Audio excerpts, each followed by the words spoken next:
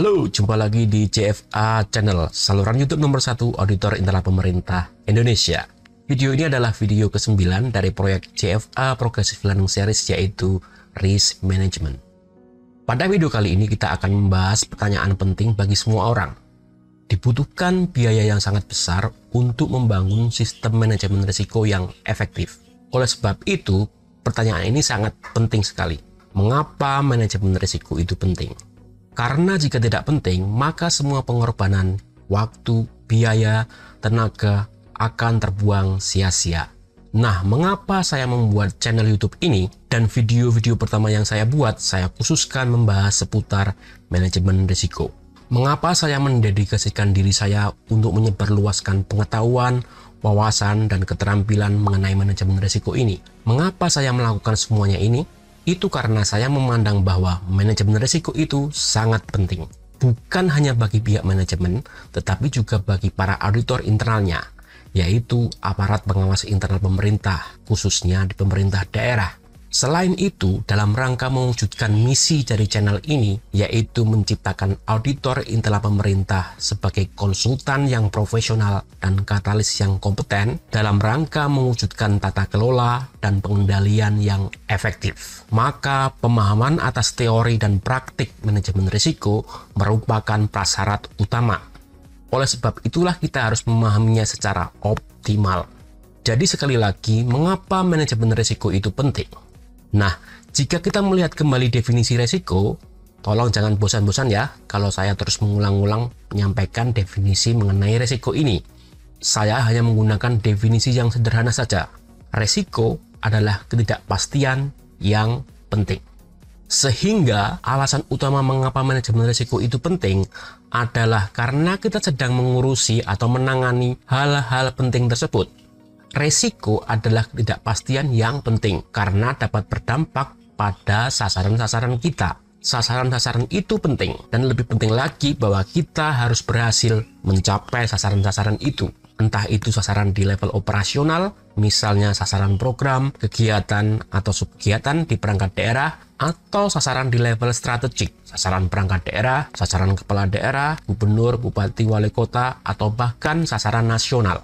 Nah, apa alasan kita menyusun dan menetapkan sasaran-sasaran tersebut? Ya, karena sasaran-sasaran itu akan memberikan keuntungan, membawa manfaat, dan nilai untuk kita. Jadi, upaya-upaya untuk mencapai sasaran tersebut menjadi kuncinya. Nah, sementara resiko adalah ketidakpastian yang dapat berdampak pada pencapaian sasaran itu. Oleh sebab itu, jika saya ingin berhasil mencapai sasaran itu, maka saya harus mengelola resiko-resikonya. Kita tidak bisa hanya menunggu keberuntungan memihak pada diri kita dengan mengatakan, resiko itu kan mungkin saja terjadi, mungkin juga tidak terjadi, jadi tak perlu terlalu serius memikirkannya.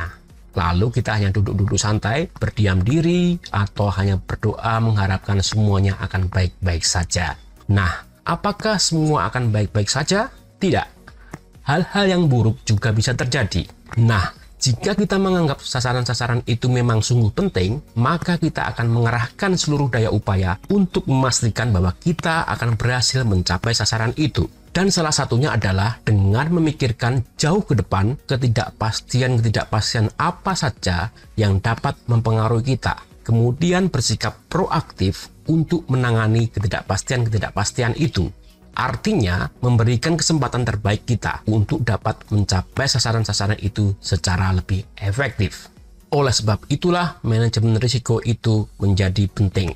Karena hal ini berkaitan dengan kesuksesan dan kegagalan kita dalam mencapai sasaran itu. Tidak ada orang yang berencana untuk gagal, kan? Semua orang pasti ingin berhasil. Oleh sebab itulah kita menetapkan tujuan atau sasaran, menyusun strategi-strategi, membuat rencana kegiatan dan anggaran, serta mengalokasikan sumber-sumber daya yang dibutuhkan. Artinya, seluruh daya upaya dikerahkan. Nah, jika kita mampu mengikuti rencana-rencana yang telah ditetapkan itu, maka dipastikan bahwa kita akan berhasil meraihnya. Tetapi kenyataannya, kita tidak selalu berhasil. Mengapa? Karena ada sesuatu terjadi yang tidak kita rencanakan, sesuatu di luar dugaan kita, sesuatu yang belum direncanakan atau belum dianggarkan. Muncul sesuatu yang tidak terduga, yang memaksa kita keluar track, keluar jalur dari rencana yang sudah ditetapkan.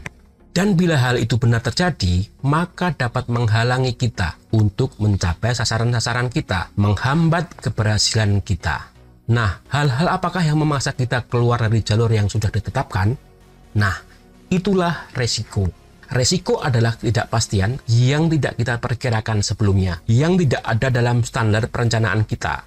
Dan apabila resiko-resiko itu tidak dikelola atau dibiarkan begitu saja, maka akan membuat kita melenceng, menyimpang dari arah atau rencana yang sudah ditetapkan. Tentu saja kita merencanakan sesuatu untuk meraih keberhasilan kan, tetapi kita tidak akan mampu meraih keberhasilan itu jika tidak mengelola resiko-resikonya. Karena akan ada resiko yang muncul tiba-tiba, yang tidak diperkirakan sebelumnya, yang membuat kita keluar dari jalur. Oleh sebab itulah, kita perlu mengelola resikonya. Dan tentu saja, sistem manajemen risiko yang efektif berkaitan erat dengan potensi kita untuk meraih keberhasilan itu. Tetapi tunggu dulu.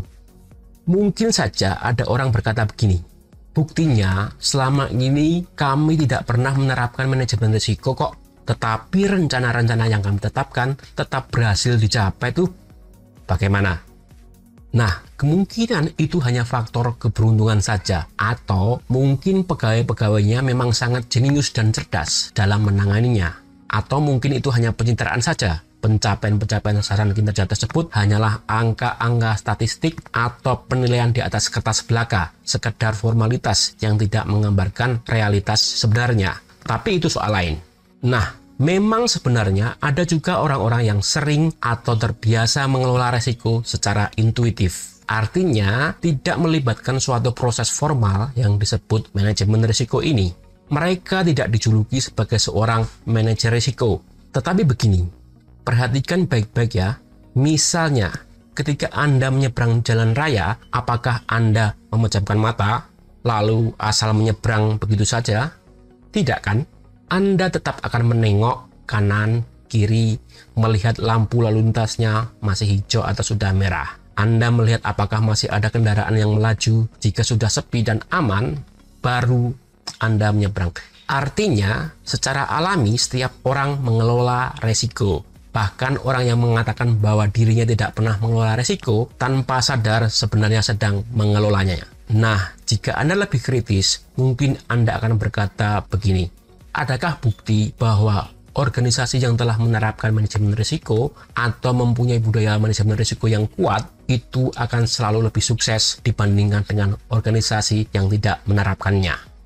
Tentu saja ada buktinya. Dari beberapa penelitian yang dilakukan selama 30-40 tahun belakangan ini mengenai organisasi atau negara yang menerapkan atau tidak menerapkan manajemen risiko atau yang budaya risikonya sudah cukup bagus, ditemukan fakta bahwa terdapat korelasi positif antara tingkat maturitas manajemen risiko dengan tingkat keberhasilan atau kegagalan organisasi tersebut dalam mencapai sasaran-sasarannya. Parameter keberhasilannya dapat diukur misalnya dari kemampuan organisasi tersebut memperoleh laba atau persentase penurunan angka kecelakaan kerja atau persentase kenaikan kepemilikan saham.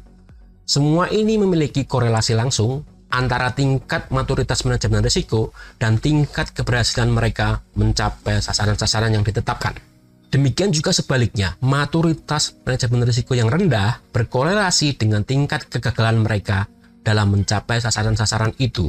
Nah, itu contoh dari sektor swasta. Lalu bagaimana dengan sektor publik atau pemerintahan?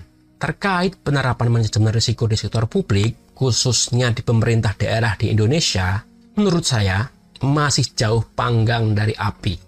Salah satu masalah yang menghambat penerapan manajemen risiko di sektor publik, khususnya di pemerintah daerah, adalah masalah komitmen para pimpinannya serta tingkat kompetensi para pegawainya, khususnya mengenai konsep dan praktik manajemen risiko ini. Nah, melihat keberhasilan sektor swasta dalam menerapkan manajemen risiko, maka ilmu manajemen risiko ini kemudian ingin diadopsi begitu, atau kasarnya dicontek begitu, ke dalam proses tata kelola sektor publik. Namun sampai saat ini penerapannya masih belum dapat diintegrasikan ke dalam proses tata kelola sektor publik. Menurut saya, salah satu persoalannya adalah bahwa untuk menerapkan manajemen risiko diperlukan adanya sinkronisasi antara proses dan struktur tata kelolanya. Artinya, struktur tata kelolanya harus diubah sedemikian rupa agar kompatibel dengan proses tata kelolanya, di mana manajemen risiko itu akan diterapkan. Salah satu langkah perubahan yang harus diambil adalah kejelasan mengenai struktur manakah yang akan bertanggung jawab mengurusi manajemen risiko. Selain itu, faktor penting lainnya dalam struktur tata kelola adalah dibentuknya dewan atau komite audit yang bertugas mengawasi keberhasilan penerapan manajemen risiko ini. Di sektor swasta, komite audit ini sudah dimasukkan dalam struktur tata kelola mereka. Sementara di komite audit pemerintahan di Indonesia belum diatur sebagai suatu keharusan atau mandatori, ataupun bersifat sebagai suatu anjuran atau voluntary dalam suatu undang-undang ataupun dalam bentuk peraturan pemerintah, yaitu untuk membentuk komite audit dalam struktur kelembagaan di pemerintahan di Indonesia, kecuali untuk perbankan, badan usaha milik negara atau BUMN, dan perusahaan publik yang diwajibkan untuk membentuk komite audit. Nah, terdapat beberapa negara yang sudah melakukan penyesuaian terhadap struktur tata kelolanya, antara lain pemerintah Australia, Kanada, Belanda, dan Amerika. Mereka menganggap bahwa manajemen risiko merupakan faktor penting dalam menyumbangkan keberhasilan pencapaian sasaran-sasaran mereka. Sehingga unsur-unsur fundamental seperti perbaikan struktur organisasi, peningkatan kompetensi pegawai harus terpenuhi dahulu agar penerapan manajemen risiko dapat berjalan secara efektif. Hal ini didukung oleh komitmen para pimpinannya. Nah, kembali ke topik video ini. Pertanyaannya sekarang, jika manajemen risiko itu begitu penting, anggaplah manajemen risiko itu seperti sebuah investasi begitu, apakah investasi pada penerapan manajemen risiko ini layak dilakukan? Mengingat biaya, tenaga, dan pikiran yang dikeluarkan sungguh sangat besar sekali. Apakah investasi ini sepadan dengan hasilnya nanti? Artinya, jika manajemen risiko ini sungguh diterapkan, apakah hasilnya nanti akan sepadan dengan pengorbanannya? Nah, sebenarnya inti persoalannya dapat dirumuskan seperti ini. Kita mengkhawatirkan sesuatu hal yang belum tentu terjadi, tetapi kemudian membuang waktu, tenaga, dan biaya yang besar hanya untuk mengelola sesuatu yang belum tentu terjadi ini. Nah, jika benar tidak terjadi, bukankah semua yang kita korbankan itu akan menjadi sia-sia? Inilah inti masalahnya. Tapi begini, ya memang benar bahwa kita memang tidak tahu apa yang akan terjadi di masa depan. Misalnya, mungkin saja sesuatu yang buruk akan terjadi. Lalu kita mengeluarkan uang 1 miliar misalnya, hanya untuk mencegah agar sesuatu itu tidak terjadi. Tetapi akhirnya, kenyataannya memang tidak terjadi. Artinya, kita telah membuang uang 1 miliar itu sekedar untuk mengantisipasi sesuatu yang memang tidak bakalan terjadi. Memang benar, ya memang benar bahwa kita telah membuang uangnya, karena hal itu memang tidak terjadi. Tetapi perhatikan ini, seandainya hal itu memang terjadi, mungkin Anda akan mengeluarkan uang lebih banyak, atau akan ada orang yang terluka atau tewas. Jadi yang perlu kita pastikan di sini adalah bahwa kita memperoleh imbalan positif atas investasi itu, yaitu investasi untuk menerapkan manajemen risiko ini. Oleh sebab itulah kita perlu menghitung, mengkalkulasi biayanya. Berapa ongkos yang kita keluarkan untuk menerapkan manajemen risiko ini. Selain itu, kita juga perlu mengukur berapa ongkos yang dapat kita hemat jika resikonya memang benar tidak terjadi, atau berapa besar manfaat yang kita peroleh. Ingat bahwa resiko itu ada dua sisi, positif dan negatif, ancaman dan peluangnya. Jadi kita perlu mengukur biaya dan manfaatnya, cost dan benefitnya, dan memastikan bahwa kita memperoleh imbal hasil yang positif. Jika cost-nya lebih besar dari benefitnya, maka Anda perlu mempertimbangkan lagi apakah manajemen risiko ini memang perlu diterapkan pada organisasi Anda. Namun, salah satu kelebihan dari manajemen risiko adalah dia juga memfokuskan pada peluang. Peluang adalah ketidakpastian, dan ketika peluang itu terjadi, maka itu akan membantu pencapaian sasaran kita. Kita juga dapat menghemat waktu, tenaga, biaya, dapat meningkatkan kinerja, memperoleh manfaat yang lebih besar.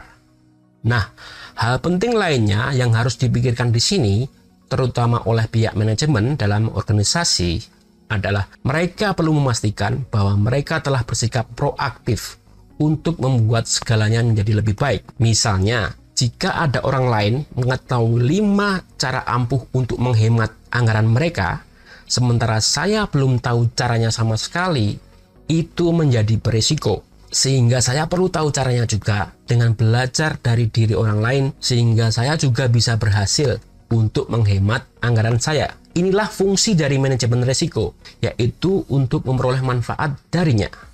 Nah, kesimpulannya adalah bahwa kita perlu memastikan bahwa kita akan memperoleh imbalan yang positif dari investasi kita, yaitu investasi dalam menerapkan manajemen risiko ini.